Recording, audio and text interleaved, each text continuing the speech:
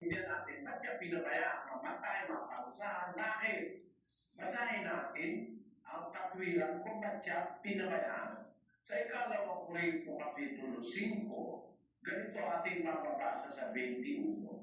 Yung hindi nakakilala ng kasalanan ay kanyang inaring may sala dahil sa atin, upang tayo'y maging sa kanya'y katwiran ng Diyos. Yung hindi nakakilala ng kasalanan, si Kristo yon, yung anak, kanyang inaring may sala. Doon sa tempo pala na yun, inaari siya ng Diyos na may sala, may kasalanan. Kaya pinabayaan siya. Kasi ang pangako ng Diyos pag matuwid ka, hindi ka niya pababayaan eh. Ba't niya pinabayaan yung kanyang anak na mapatay, mapahirapan? Kasi doon sa oras na yun, siya ay nasa lugar natin. He is Okay, mga kapatid. So,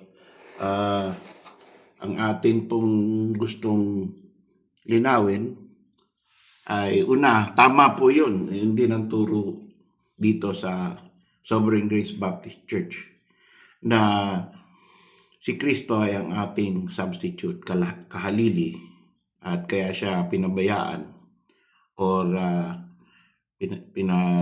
forsaken, no? To be crucified is because He is our substitute.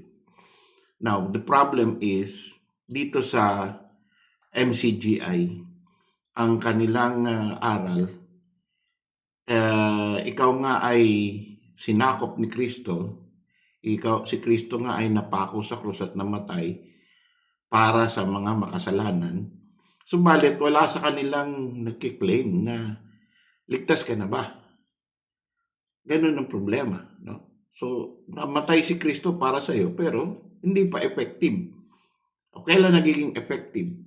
As para sa kanila, ang aral nila, pag ikaw ay umanib sa kanilang church, nabautismuhan ka sa kanilang church, at saka lang gagana yung sakripisyo ni Kristo.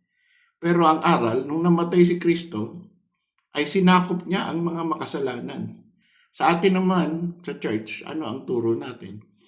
Kapag tayo ay sumampalataya kay Kristo, mayroon kang buhay na walang hanggan. Ibig sabihin, ang connection mo kay Kristo, doon sa sakripisyo niya sa krus, ay yung oras ng pananampalataya. Hindi yung oras ng bautismo sa church. Hindi yung oras ng pag-anib mo. Kahit na hindi ka baptist, ay maaari kang maligtas. Pero sa MCGI, kailangan maging MCGI ka, mag-bautismo ka, mag-tuloy ka hanggang wakas, gumawa ng mabuti, para ikaw ay maging, para si Kristo ay maging kahalili mo.